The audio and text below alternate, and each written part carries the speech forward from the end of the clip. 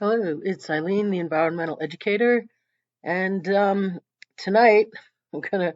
I always try to keep it short. Tonight we're gonna talk about this man. Everybody knows him. He's been an environmental activist for decades. He's proud of it. You can find that many places. I don't think there's anybody that knows his name that doesn't know that. But what they don't know is that's false.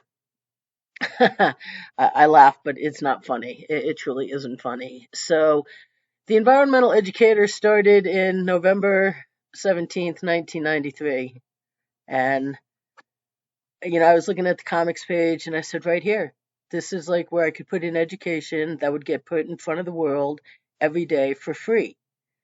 And so I had been in Vail for 3 years at that point, and let me tell you, the tourist industry is an absolute bona fide sweatshop. You work for wages that are significantly below the cost of living without a benefit in the world. You work multiple jobs, you're just scrapping. And I was pretty much over it. I was like, okay, I'm just going to go for this because I could end global environmental illiteracy. And I'm like, well, then, you could get the solutions the world needs implemented too. And they yapped about being environmental, both the town and the mountain. And so I immediately went to them and I got a free ski pass, but then they wouldn't do anything. And then I, pretty much immediately too went to Gore in the White House. And when you don't hear anything and you're just nobody cares. So I was like, okay, who else could help? Because I had asked Vale and Gore not only about the solutions the world needs, we've been through this before, these solutions the world needs, but also to get a solutions movie sent to every school in the world, in the United States, and then in the world for free. And this was back when, I mean, maybe schools do still show movies, but this was in the pre-internet, really, the olden days. And they would get a movie and they would show it, and I said have a night showing for adults. And then syndications were telling me that, yeah, this is like really good, but there's no market for it. And so then I started saying, hey guys, you know what, like, we could have the students tell their editors, yeah, there is a market for it. Okay, we could have ended global environmental illiteracy a long, long time ago. We could have ended our disposable society. Vail could have led with their concessions, their eateries. Will they? No, no. We went over that the other night. Now they put in compostable disposables, and they're promoting that as grand, and it's not, because they still remain environmentally illiterate, and they don't care. And we could have got individual responsibility, cooperation, and leadership by example, but Gore didn't care, Vale wasn't caring, so I was like, okay, and who else could help me put out this movie? So I was like, well, I mean, who else but this man in Sundance?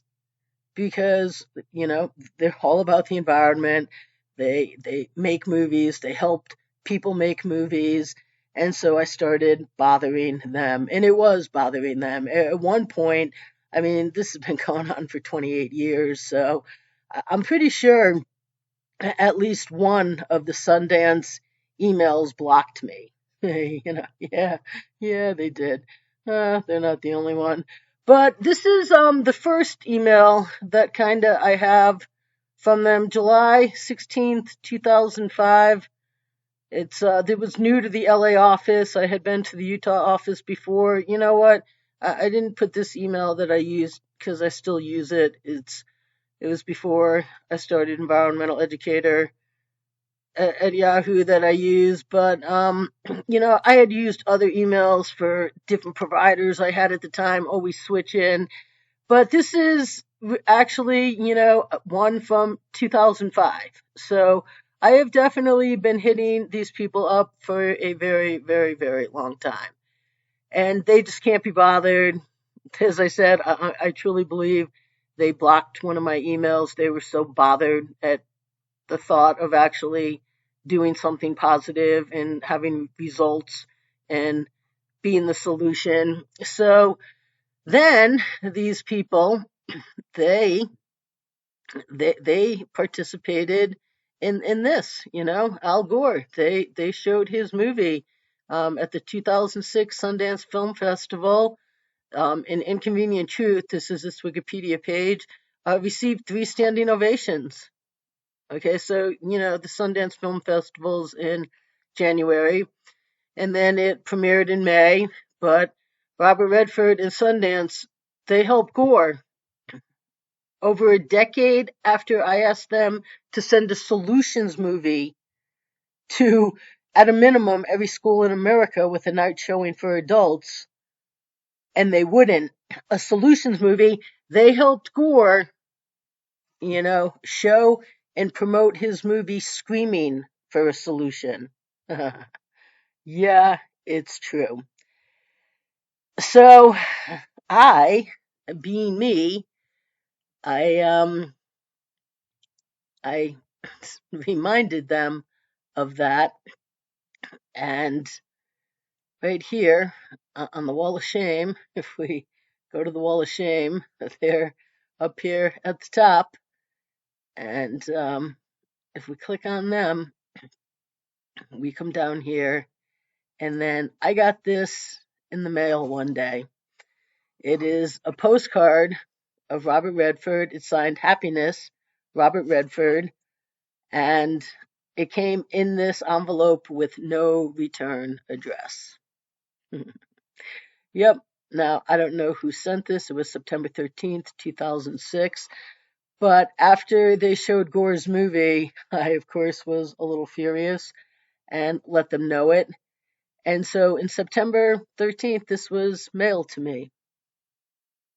It has to be from somebody with Sundance. This doesn't just show up in your mailbox. Okay.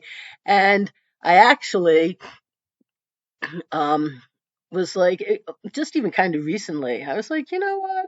Like, anybody could have signed that. I mean, I don't know if Robert Redford signed this. I know I still have this envelope, so if somebody licked it, I have that DNA. But I did I did one time search like for his signature, and this is a facsimile signature, which means an exact replica, duplicate, and it does look kind of very similar. So, as I say, this could just be even a stamp. I don't know. I don't know. But I did get this shortly after that 2006 Sundance where they showed Gore's movie Screaming for a Solution, because Robert Redford is all about solutions, unless, of course, you have them. Then Robert Redford, for all of his yapping, will have absolutely nothing to do with you, just like every other environmental voice out there who's screaming for solutions. So then what I did was I said, okay, I'll make the movie myself. And I submitted it to the Sundance Film Festival. This must have been in 2009. Yeah, it was December 2nd, 2009. I got my rejection letter for Environmental 911 is equal to you. And I just blocked this email here, but this was, my notification, and they would like to thank me for submitting. Unfortunately, we're not able to include your movie, in the program. Oh, we received 9,800 submissions. It was a tough decision. Oh, okay. So I, of course, being me, I said, really? I replied back, are you sure I got the right response? I mean, I knew I had, but I wasn't gonna let it just stand that way. So I'm like, are you sure you sent me the correct email? Environmental 911 equals you, the solution the world needs, like 17 years ago when I started it. But, I'm like, you must have sent the wrong reply because we're not going to gain cooperation and solve this problem suppressing the solution. And last time I checked, Sundance is still telling the world it's all about doing all it can to combat this. So clearly, I must have seen received the wrong email. Thanks for your cooperation, and I look forward to the correct reply. I didn't even read that when I pulled that up and copied it into here, but that's what I sent them. I mean, I knew I was going to be rejected. And they said, though we dislike being the bearer of bad news, especially giving the understanding that many people put in so much into the creation of their personal and passionate work, you did not receive that email in error. Yeah, announcements of our lineup have been made and can be found online at sundance.org. We do sincerely wish you the best of luck with your project on the festival circuit and beyond, and welcome any submission of future work. Right. Sure they do. Because they'll, just love to take your I think you paid a fee to submit, and then yeah. Oh, yeah, right. They looked at 9,800 submissions. You know what they did? I'm pretty sure. Eileen Connors, the movie that she's been asking us to deliver for a decade before we just promoted Gore's movie. Yeah, not a chance in hell is this going to get into our festival. And you know what? The interesting thing about this was a year where Sundance was looking for movies that were made in an unconventional format. And my movie was made using environmental educator boards. I would have the boards and I would then narrate it. And so it was educational, but it was funny. It was you could learn a lot from it. And it would have actually implemented the solutions the world needs.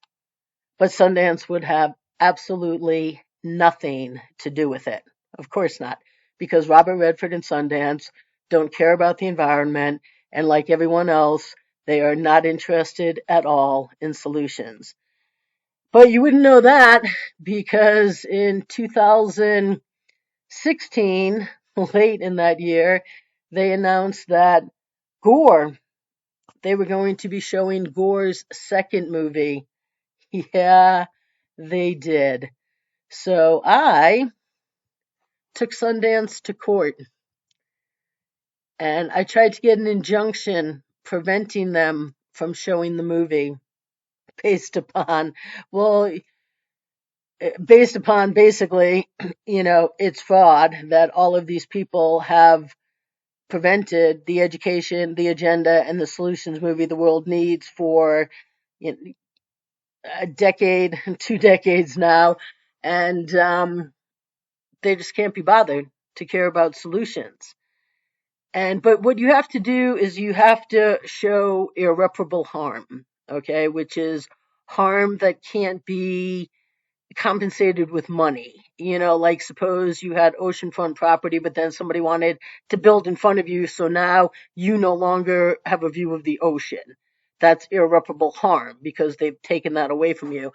And my irreparable harm was I'm the only person who knows this, and I have to listen to this absolute fraud put out by all three of these people for Sundance and Redford. And so they got served papers. This was announced like a month before the movie was going to get shown. So I had to learn everything, the legal system, the everything. So, I mean, I got this served to them, I don't know, maybe a week before the movie was going to be shown. And since they have 30 days to reply before anything, the movie would have shown by then. So Sundance just didn't even, acknowledge it because all they had to do was do nothing until I called one day and I said, I have to call and tell somebody about a hearing date and you haven't even replied to being served. And I don't even think I got that far. I just said, I have to call and let you know about a hearing date. And the lady on the phone said, a hearing. And like her tone was like, oh, she knew exactly what I was talking about. And I mean, this was a long time ago, but I think that truly, I think I was still on the phone when I got an email from their lawyers. Like, we'll be handling this from here. And so, of course, I didn't stand a chance in a Park City, Utah court against Robert Redford and Sundance, right? I mean, had this injunction been given, it would have been like 36 hours before Gore's movie was going to play, and it would have been the talk of Sundance. Robert Redford, Sundance would be humiliated for life, Gore, and that wasn't going to happen. I didn't stand a chance in hell of a Park City judge doing the right thing. I think what she ruled, because the only like I haven't read the paperwork, that I got afterwards, but during the hearing, I'm pretty sure what she ruled was, just from my memory of hearing it once, is that Sundance's irreparable harm was greater than mine. And I'm like, no, no, no, Sundance doesn't have irreparable harm. Sundance and Redford have earned global humiliation, but that's not irreparable harm, and they earned it. But as I said, I didn't stand a chance. So they went and they showed Gore's movie, and then, you're welcome. I am the reason why Gore's movie was not a finalist for a second Oscar. I don't think he would have gotten a second Oscar. That movie wasn't well received. But I do truly think that he would have been a finalist just because he's Gore and this is Hollywood. And then Gore would have been a part of the week-long press fest before the Oscar ceremony, out there, oh my God, we need solutions, we need solutions. And Redford and Sundance would have helped gotten him there, knowing that all of them are frauds. In this court case, when they did reply, I think I got their reply like the morning of the hearing. The hearing was like at 11 o'clock, maybe. Oh, 12 o'clock, 12 o'clock. And I think I got their reply that morning from their lawyers. And it did not rebut anything that I had said. They did not argue. I'm pretty sure. I glanced at it once, basically, but I'm pretty sure it did not dispute any of the facts that I laid out, that they have been refusing the solutions, the education, the agenda, and the solutions movie the world needs since shortly after November 93. But anyways, they showed Gore's movie because of course they did, and they're just proud of it. They'll never come clean until someday they get exposed. But now, Redford's out there with his Redford Center, and they're going to use the power of storytelling to galvanize environmental justice and regeneration. Nothing about solutions. Environmental justice, that's just a buzzword today. You know, they won't do anything for solutions. They do a lot of hype. They do grants, but and it helps represent the diversity of environmental action, just using a keyword, diversity. And they have no environmental action. They have activism where they just scream that we need solutions, and they don't deliver any. They won't deliver any since shortly after November 93. But here we go, meet the future. Oh, of course, in America, what else would you think to have our future be except a Sharia rag wearing person, right?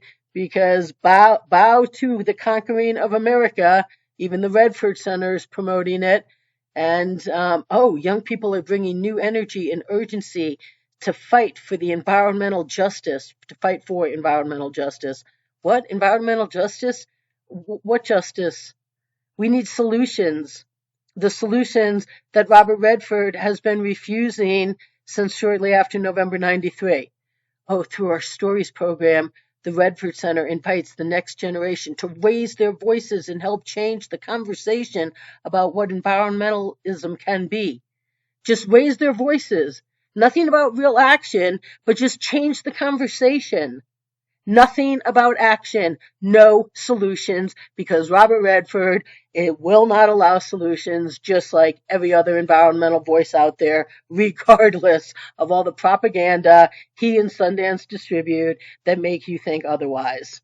Okay? This is just a bunch of malarkey. Oh, this is him, his son who's running the program now, their legacy. Yeah, oh, they're so cool. No, no, they're not. And oh, justice and fundamental values that drive action, right? They have no fundamental values, okay? Impact is at the center of what we do. Our solutions forward storytelling. It's all about storytelling. What? That has nothing to do with anything. It inspires hope. Our impact campaigns enact real world change. No, they don't. They have no impact campaigns. The impact campaign the world needs was put on their desk shortly after November 93, and they have been preventing it ever since. None of this would be happening today if they had enacted the solutions the world needs decades ago. Okay? None of this would be relevant. It wouldn't be needed. It wouldn't exist. They could be using their voice and energy and resources to achieve something else and actually achieve it. But decades later, they're still trying to achieve what they haven't achieved for decades. Robert Redford, too, is a complete failure of an activist other than getting himself press. So, you know, and its impact informs how we find and share stories. Oh, where we find partners to join in activating environmental justice and regeneration. What? There is no environmental justice. There's solutions, and they won't allow partners that actually have solutions. But here they go. Believe me, the Redford Center is on enough email distributions with this fraud, Greta, to know that she is a global fraud, but there they are out promoting her. Does Greta have solutions? No. She just screams for them. But since shortly after November 93, they will have absolutely nothing to do with the environmental educator that has the solutions the world needs to end global environmental illiteracy, end our disposable society, gain individual cooperation, leadership by example, hemp. All of this would have been done and achieved. But unbeknownst to the world, the last thing Robert Redford is interested in or will have anything to do with is environmental solutions. But he'll tell you to be happy, right? You just be happy being in the starting gate, never being allowed to go out, while we're out here getting all this press and people, think that we really care when we don't. And we're keeping solutions locked up in the gate. You locked up in the gate, not allowed to achieve, you be happy. Okay, that's Robert Redford environmentally in a nutshell. So I do try to keep these short. There's a lot more to be said about all of this, but just a brief little Reader's Digest version here tonight, and this is the truth. This is the only place you're gonna get it until maybe a court makes Project Veritas do their job and expose the entire environmental fraudulent industry and all the fraudulent voices. So stay tuned, and more to come.